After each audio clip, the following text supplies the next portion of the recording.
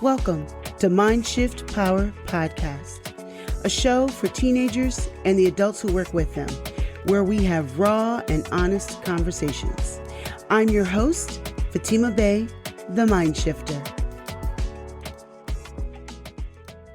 And welcome, everyone. Today we have with us Andrea Rotondo.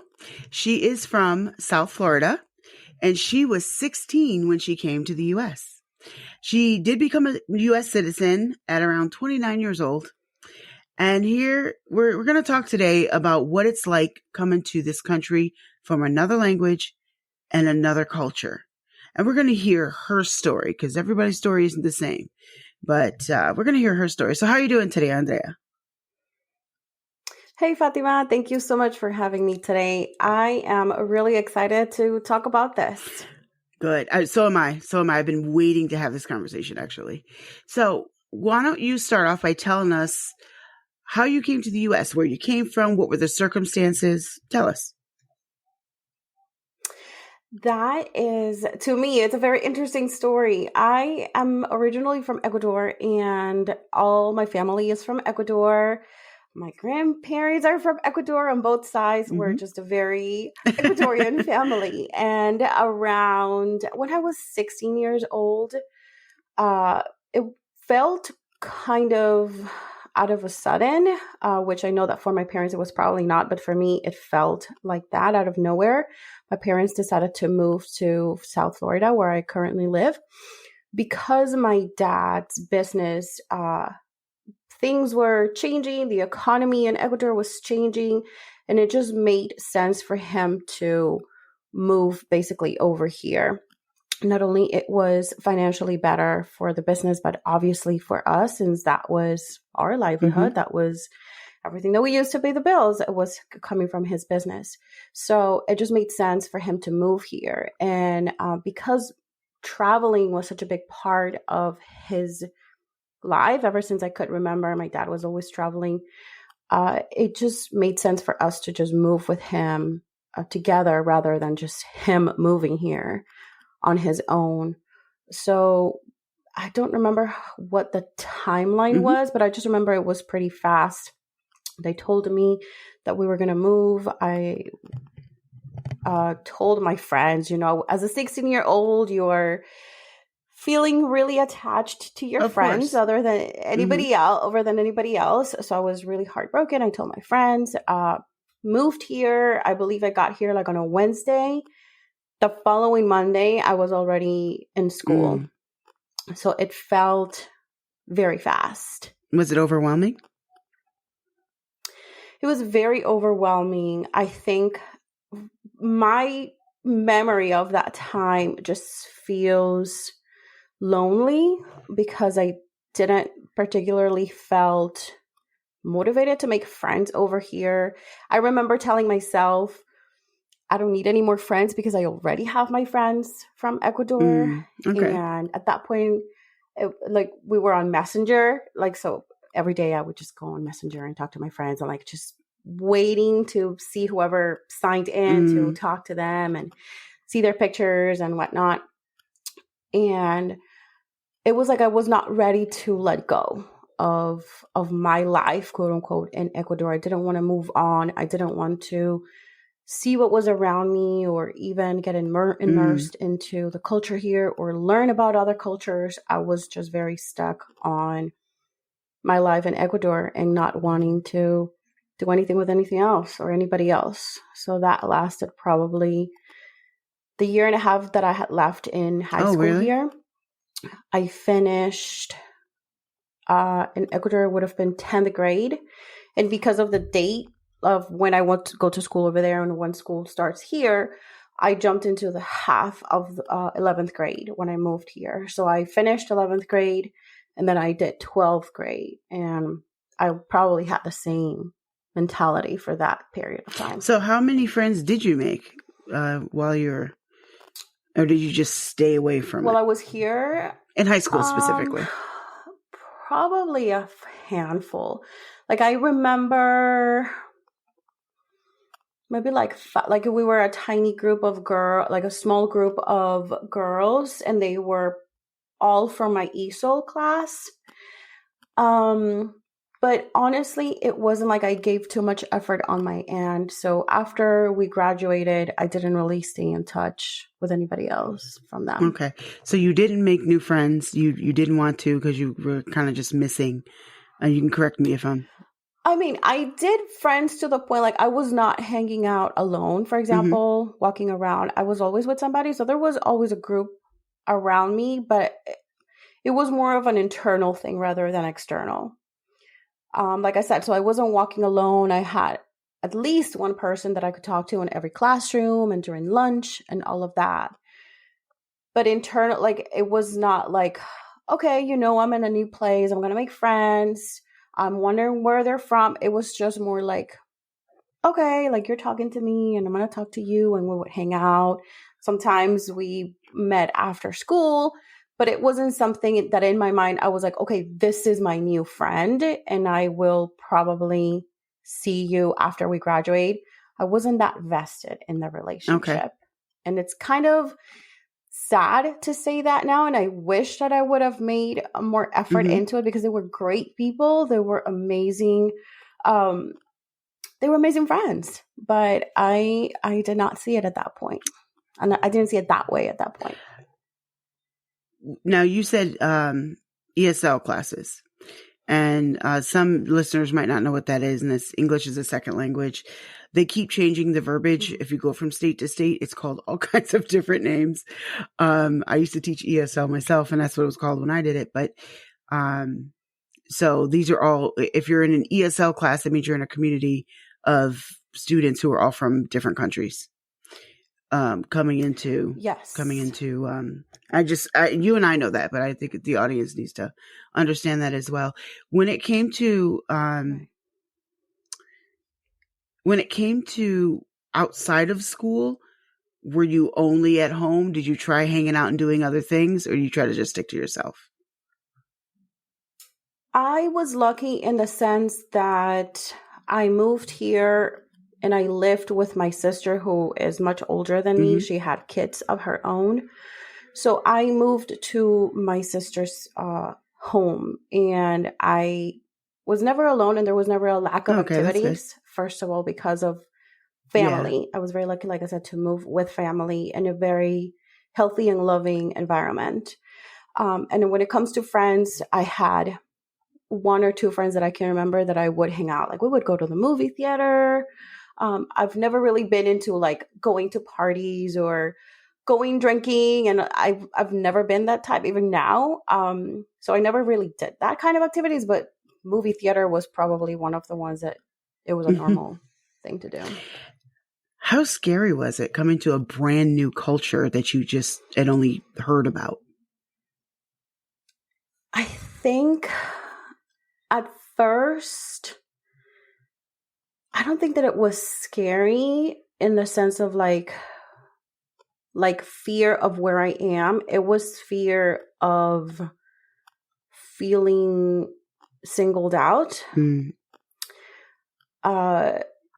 And just everywhere that I looked, there was always something new, something that I had never seen, something that I had never experienced.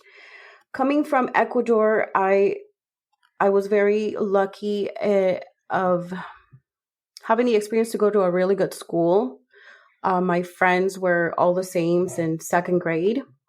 I even have friends that we have been together since, or we were at that point together since we were in pre-K. Oh, wow. So coming from a place of, I know everybody around me, I know their family, my teachers know me. We have the same teachers all the time. I could walk into the principal's office. I mean, it was a very homey place. And then suddenly I'm in a classroom or in a school that was like 5,000 people or 3,000 people. I don't even remember, but it was just an insane amount of people compared to where I had come from. It felt unknown, and the unknown made me very uncomfortable. It made me feel like I was alone. It made me feel like I was lost, like I didn't know where to go. I just got a piece of paper telling me, okay, these are your classrooms and these are the buildings that they're in or classrooms. And I'm like, where? Like, I don't know where this is. I don't know who to ask. It felt like there was no guidance. It felt like you should know this, but then you don't know it, and then you feel bad for asking.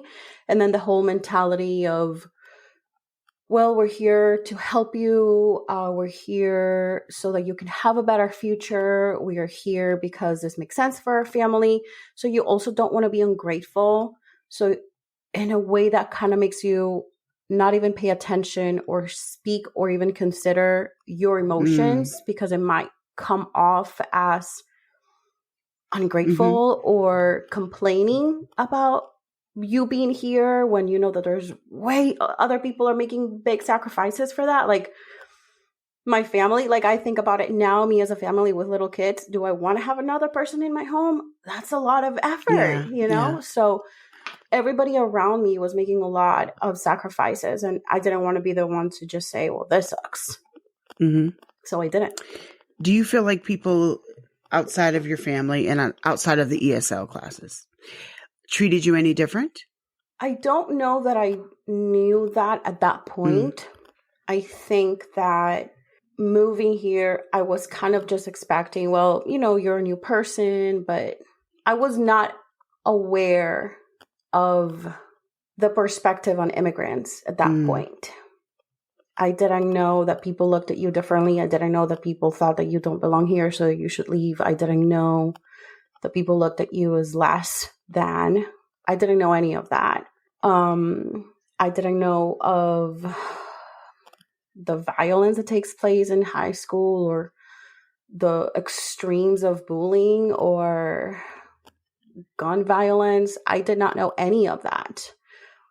So I think a lot of the things that happened, if they happened around me, I was oblivious to it. Like it just happened and I didn't see what it really was going on. But I think now that I am aware and I understand, looking back, I do think that people looked at me differently, or maybe they made assumptions because I was an immigrant. Then it was a given that I didn't know English, or that I didn't have any education, or that my parents were poor or uneducated. So there's usually that concept of like first gen, that the people my age now are the first people that go to school or have a better salary. And that's not really the case for me. My mom was an attorney in Ecuador. My dad was a very successful business owner, but circumstances that probably there's more to the story than what I know up until now brought us here. There was definitely a sort of like disconnect. Like I didn't really quite understand at that point, why would people think of me and label me or make assumptions of something without not knowing. And like I said, at that point, I didn't know that that was just the norm. Like you just assume those things of an immigrant because, and not saying that any of those circumstances make you a bad person or make you less than, or that I am better than anybody else. But I didn't know, again, at that point, that being an immigrant equated to so many other circumstances. Right. Now, let's talk about the language. So in Ecuador, they speak Spanish. And of course. And here the main, language is English. So you were thrown into not just a new culture with people with different mentalities, but also a new language. Can you tell us a little bit about that? Yes. So in Ecuador, I knew English because in Ecuador, I started learning English since very small, like the first grade that you go to school, pre-K, kindergarten, whatever it is. In my school, they taught English. So I had like different subjects and classes and whatnot in English. And even in high school, I took like 2 or 3 years of French. So I had Spanish, English, and French. So I knew the foundation, but it's very, very different when you have an American or English speaker teaching you English than when you have a very Ecuadorian person teaching you English. It just sounds so different. And it's so funny because like if I were to watch a video, recently a friend sent me a video from when we were like in, I don't know, 5th grade, and we were singing a Christmas carol for a Christmas event in English. And I was like, what in the world were we saying? Like, it just sounds like a whole other language. It was hilarious.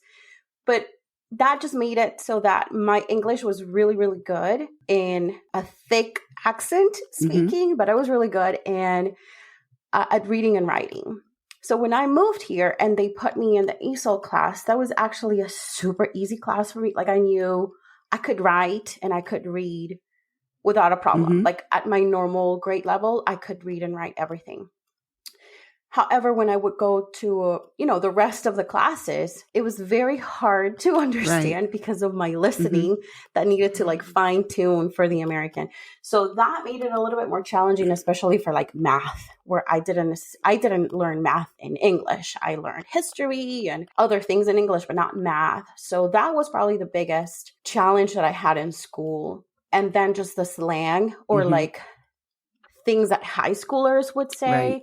I was always lost up until now. Like, I don't know, like the buzz terms and all. I just don't pay attention to that. So in high school, I had to learn like a whole new vocabulary for slang. But when it came to like the daily life, I was definitely able to navigate things. And if I had to read something, probably anybody that is an immigrant can identify with what I'm going to say next. Like you become the translator for your family. Yeah.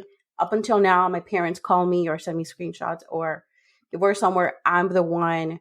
Or at that point, we would go out to a restaurant. I was the one to order for everybody. Like you just become the default translator for the family, and that's quite common. So that's was quite common. Yeah, I've seen that it. Happens everywhere. I've seen it too. Like for legal documents, for taxes, you're the one doing all of these really intricate and complicated things, and your parents just, hey, you got this, you can do this. And I'm like, I'm going to do my best. Let's hope that I'm reading this right.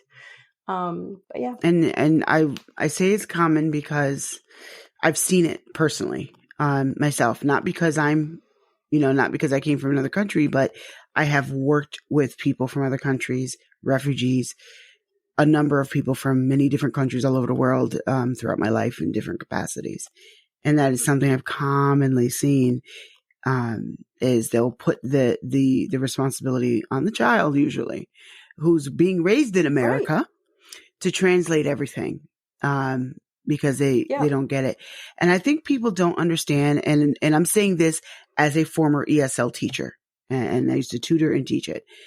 I think people don't understand how difficult it can be. The good thing is that you actually took English classes, so you got the reading and writing down. It's just like, it's no different than those of us who take Spanish or French or German or whatever language we're taking in school. And some of us can read and write it well, but can't speak it a lick because you have to use it in any language. But I don't think people really get how frequent that happens and how that can change the dynamics in situations and families, for sure. It can be a big deal. For sure. It's like the younger generation is expected in a way unconsciously to carry the family forward, kind of like assuming that because you are here from a younger age, you kind of like automatically know all of these things and know what the IRS is expecting from you, or your renter or your landlord or anything. Yeah. It's like, well, you should know, you're in school, and it's not the case. We came here as kids. We don't know anything about how the system works here, but at least we can read and write, so we can translate it. But I think that at least for that specific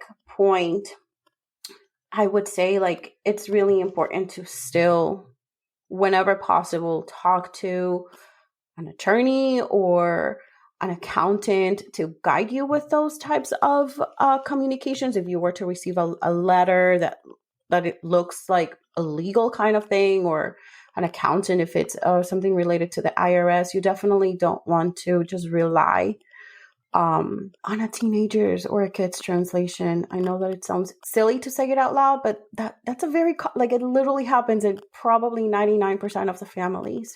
It does. There's it really programs does. out there that can help you guide you with that. It's a very, very common practice. Like literally translations from like, what does the TV control remote say, or the computer, to legal matters with immigration, So it's a lot of pressure to put on a kid. It is. Because if they mess up one little thing, it can really impact the whole family in very, very deep and long lasting ways. So I would say, I'm not saying that from experience. It did not happen to me, but I can definitely see how putting that experience, that type of expectation, can really harm somebody if it just so happens that something was translated wrong. Definitely. It was not understood correctly. This is kind of a sidebar to this part of the conversation, but I feel the need to mention, not for you, but for the audience. I don't think people understand how hard it is to learn another language. And English is actually one of the hardest language on the entire planet. It's up there with Russian and Mandarin. We're very, very difficult language to learn. So if you don't know it, it's already hard. But the older we get, the harder it is to learn a new language. That's just a human thing. I don't care where you're from. And so I think one of the reasons why many of the adult immigrants will rely on their children, or their nieces and nephews or whoever that's being raised in America to translate, is because it is an extreme challenge to become fluent in the new language when you are already over 40. You've been speaking Farsi, Spanish, French, whatever the language is, your entire life. And then, suddenly have to learn this new language. And, the longer we're used to a pattern, this is just a human thing, not just with languages, but the longer we're used to a pattern, the harder it is to break it. And so the older we get, because of that reason, it's harder to learn new languages. I have seen this being an ESL instructor, and I get why they do that. And I think it's a difficult spot to be in as a child, because they're your parents, you want to help. And you really do, but it's a lot of pressure, and you don't really know how to say, look, you can learn this too, But anyway, let's fast forward to when you became a citizen. Tell us, you came here at 16, but you didn't become a citizen until you were 29. Right. Yeah. A lot happened in between. So I came here, again, we moved in with my sister for a while. Thanks to her, my parents' papers, they got their green card. Like, it was ridiculously fast. Like, probably within 6 months, they had everything. And for some reason, my paperwork, like, it just was delayed, and we were not getting anything. I was in high school. I finished high school. I don't know at what point and what year, but at some point we weren't to, my dad, I remember, took me to this immigration attorney that he likes to listen to the radio, and very typical dad that watches the news in the morning, afternoon, and night. So he knew, like, oh, I know this attorney. She's on the news. We have to go to her office. So we went to her, and I don't remember her face. I don't remember the space. I just remember the words she said in Spanish. Estás en estado deportable, which means, like, you can be deported at any point. And it just took us by surprise. Like, what? Like, you did everything legally when you got this here. Is my paperwork. Yeah. Like, we got here legally. My parents have their paperwork. Like, everything is ready. They have their green card. They're on their way to getting their citizenship. I have not broken the law. I'm doing everything right. Here are all my forms. We paid for everything. What's going on? So she explained, a long process to basically just say, no, like, you did things the wrong way. Again, whose mistake it was, I don't know. I'm not here to blame anybody. But the point is, without, like, unknowingly, honest to God, I was here undocumented. It immediately took me to feeling like, okay, now I have to hide. Now I have to become invisible. I cannot, obviously I don't want to break the law consciously, but unconsciously, like, I don't want to make a really loud sound. I don't want to be seen with the wrong people or being at the wrong place at the wrong time. So I was very, very, very careful to what, in my mind, my goal was to be invisible. So, for example, one of the typical things that a teenager would do, at that point I was, I don't know, 18, 19, I don't remember exactly.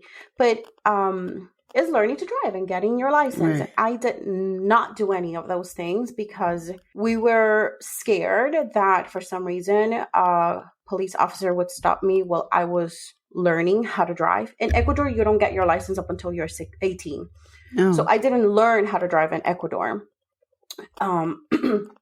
So moving here, that was just part of one of the things that I was going to do. I didn't even dare to try and learn because, again, of fear of getting quote unquote caught, even though technically the police officers are not the ones that are going to deport you. But, there's always the fear. I remember at that point, there were different, I remember the word was redadas, like police officers would like just randomly stop cars to like see DUI things. And I was always like, oh my God, like I don't want to be in a car with somebody that for some reason is going to end up having, getting a ticket or whatever. So I was very mindful of who I was going to get in a car because, again, I didn't have a car. I couldn't drive. I had to get rides to go literally everywhere. So that just really held me back. One of the things that I think was the hardest for me to let go because of that was going to school. While I was in high school, I applied for different scholarships and I received different scholarships because of my grades. However, because I was undocumented, I was considered out of state. I had to pay an out of state fee for either college, like state universities or the community college. It was an out of state fee and I couldn't receive any of the funding that I had gained. So I had to pay out of pocket. And I have always been very like academic oriented. And that was very hard for me to let go of that, to go to what I knew at that point was a good university. So I went to the community college and I had to pay. I remember at that point, I was like maybe 18. So that was probably like in 2008. I had to pay $1,000 for each class that I was taking. So I was saving I was working and saving my money so that I could pay one class and take one class per semester. Fast forward, I don't know what years. I don't remember timelines anymore. I just remember like moments and milestones in my mind. Mm-hmm. And basically the way that I got my papers was not even for the original process that we took.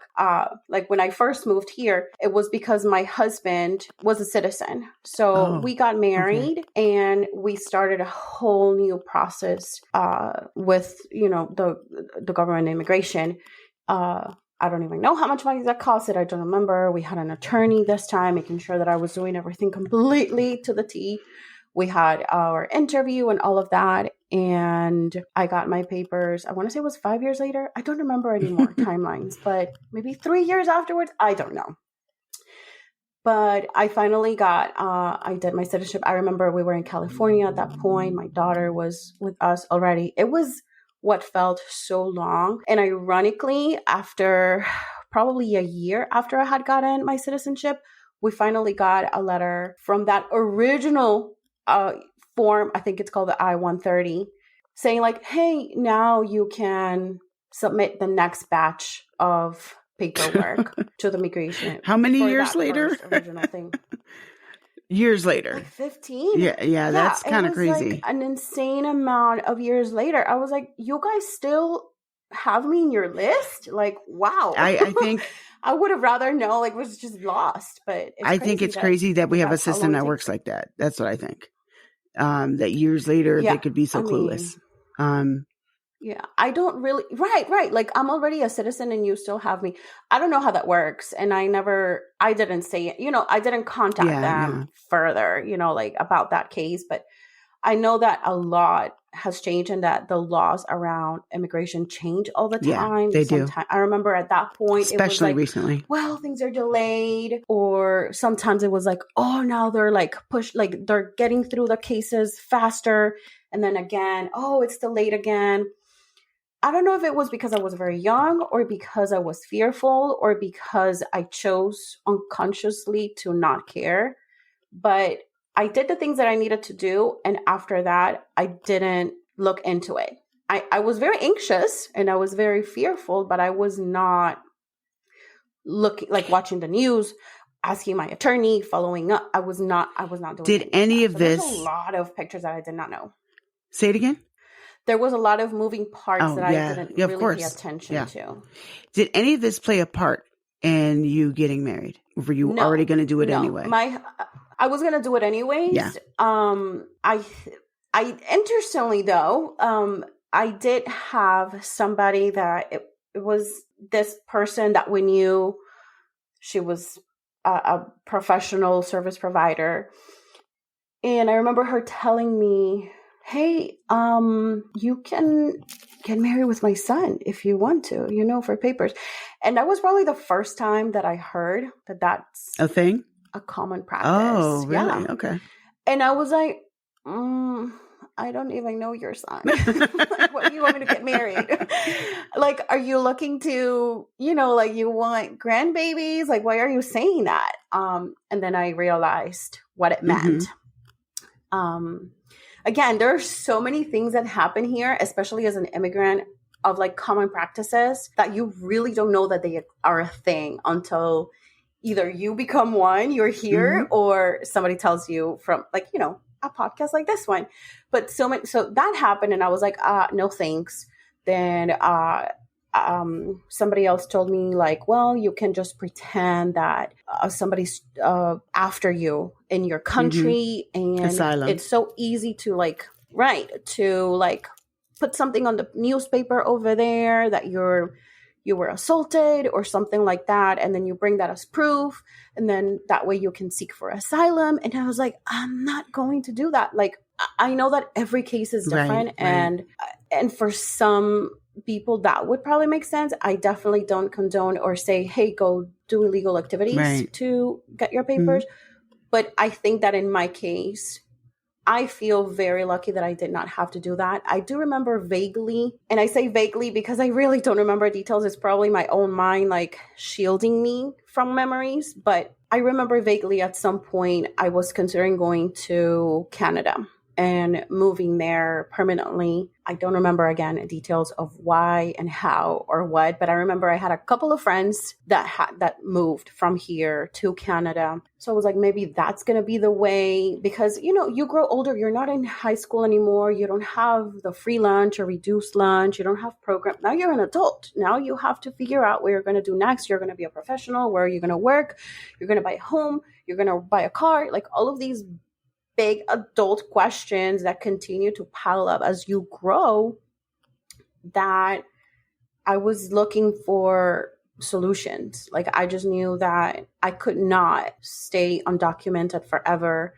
And thankfully, it just so happened, I don't think it's coincidence. The person that I was going to marry was a citizen already. So it was like, oh, this is great. Yeah. let's do it. Well, I think that's interesting.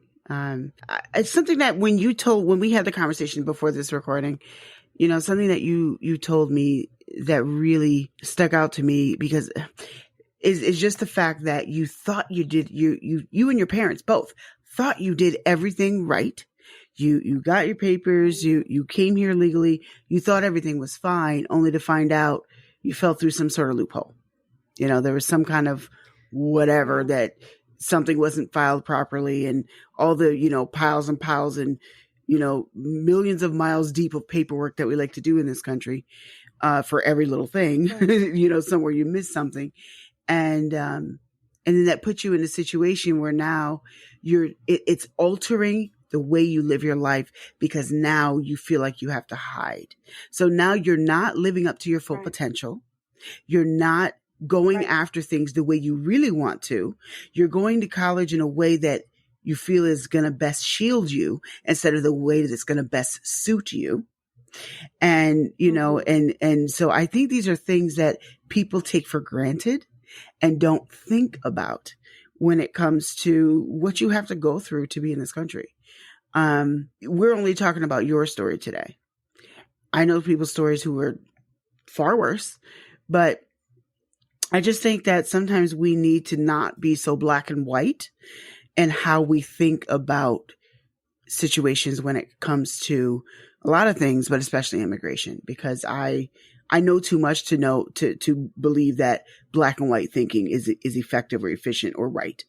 You know what I mean? And just looking at your situation, that's something that really stood out to me is just the fact that you thought you did everything right. And lo and behold, now you find yourself hiding, and I'm glad that you were able to become a citizen. And the marriage was legit. I already knew the marriage was legit, but I needed you to say that for the audience because I know how people think.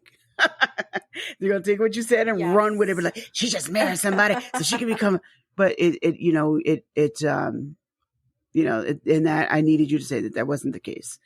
But I'm glad that you were able to be in this country.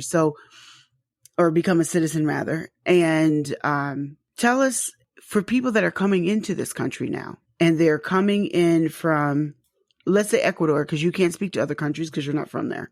So let's say Ecuador. They're coming here from Ecuador, and they're coming here legally, or even if they're not coming here legally, they're still coming here and dealing with a new culture, and a new language in a new setting.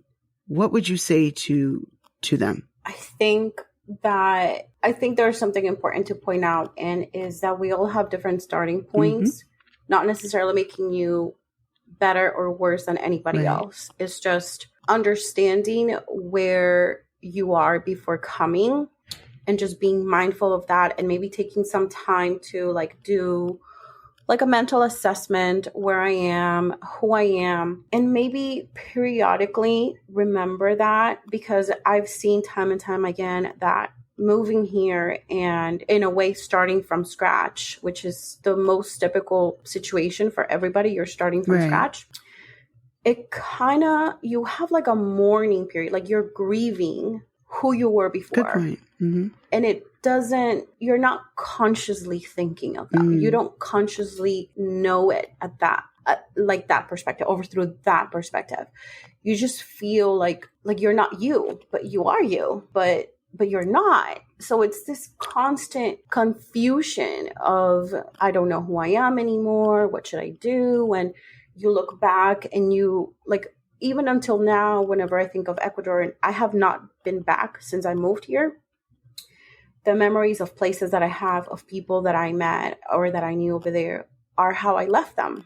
Right. They don't evolve in my mind how they evolve in real life. And your memory of yourself stays, the same, because you're not growing in that place. You're growing here. So it's very, very hard to let go of that. And I don't think necessarily you have to let go, but just understanding that you are evolving, that you're adjusting to a new place. And it's okay to feel the way how heavy that is, to feel down, to feel sad, to feel heartbroken, to feel again, that grieving process, how you're letting go of a loved one. It's kind of similar to that. I think that when you see it through that perspective, it kind of helps you understand your feelings a little more. And it could also potentially help you see the light at the end of the tunnel. I'm not alone, even though you feel like you're extremely, utterly alone. Right. Maybe you can give yourself a little bit of hope that, oh, okay, this is how it feels. The process or the way that I'm feeling is common for people going through my experience. I think that brings a little bit of hope. So I would say that it's totally normal. And I think that's the reality. And I think that that's one of the hardest things to let go, or in the life as an immigrant, to let go of who you were before. Especially if you're coming as a teenager, probably you're going to know the circle of friends that your parents have are going to be people that are in a similar journey as them, whether it's people from the same country, or somehow there's going to be a commonality there. You're going to hear, oh, in my country I was a doctor. In my country, I was a dentist. In my country, I was an attorney. In my country, I was this and this and this and this and that. And what they're doing here is starting from scratch. Yeah. Starting, it literally, it makes me want to cry. Yeah. It's so hard for them to let go of who they were. And I don't want to say that it was for nothing, but understanding where they are, and even for them too. I know that it sounds kind of pointless, but I think seeking help, if possible. I know therapy is really not a thing in our countries. Right. Mental health is really not a thing in our countries. But especially for the younger generation, if you're listening to this, be the one to break that cycle. Yes. Be the one to break the cycle of keeping mental health a secret, or keeping mental health as a taboo that it is, and speak up, and either you be the one to seek help. There are more and more therapists that are even specializing in immigration that can help you, because it's not easy. It's not easy to stop being who you are just because of a new location. It's really not. It's really hard, and it can really take a toll on you.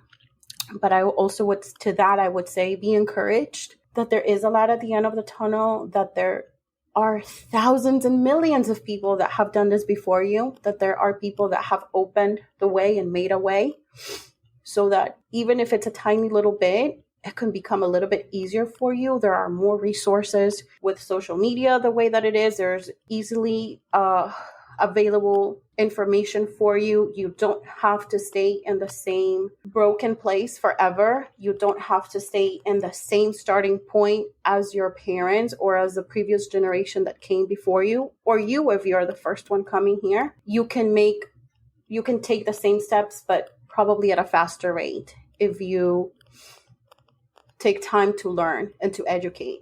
Because the problem, or I hear often, is like, oh, the system. I don't think that we are going to change the system, but I think that we can learn it, and we can learn how to navigate it and take advantage of the opportunities and take advantage of the things that we can, so that we don't stay in the same place where we are, but we can keep moving forward. And yes. I'm going to tell you openly and honestly, I think that I am still catching up, especially when it comes to learning the financial system. I'm still catching up. My parents came here when they were in their 50s. Oh, probably. Wow. They're not gonna go much further, when it comes to 401ks and all of these like really technical things. But I can do that for myself, and I'm still learning, and I'm making moves. And I have two choices: either learn and make moves so that I can move a little bit forward and move a little bit forward, so I'm not so far behind, or I can choose to say, well, I don't know this, and my parents didn't do it, so now I'm in the same place as they are. I don't want that. I don't want it for myself, and I don't want it for my kids. Mm-hmm. So there's hope, definitely. There's a lot of hope, and but it also starts with you. And with that, I have nothing else to say because you ended that so beautifully. Andrea, thank you so much for coming on and telling us your story and sharing that with us. I'm really grateful that you did, and I know that there are some listening who heard what you said and related to some of it. And hopefully we change the minds of some of those people around them so we can think with a little more compassion and understanding than sometimes we do as Americans. Once again, thank you very, very much for coming on. Thank you, Fatima, for having me, and for the tears, the unexpected tears that that I had. Thank you for the time. And now for a mind-shifting moment. Today, we heard Andrea's story. Her story is uniquely her story. It's her experience. However, there are parts of her story that are quite common. I think it's very important that we take the time to listen and try to understand other people's experiences. Can I tell you something? It actually will make you a better balanced person if you listen to people who are not just like you. And the next time you look at someone who is from a foreign country, a different country, and they have an accent, regardless of how they got here, and regardless of how long they've been here, the next time you hear someone with an accent, I want you to think a little differently. Instead of wishing they had a better American accent or any similar thinking, I want you to think, what could I learn from them? Thank you for listening to Mindshift Power Podcast. Please like and subscribe to my YouTube channel at The Mindshifter. If you have any comments, topic suggestions, or would like to be a guest on the show, please visit fatimabay.com/podcast. Remember, there's power in shifting your thinking. Tune in for next week.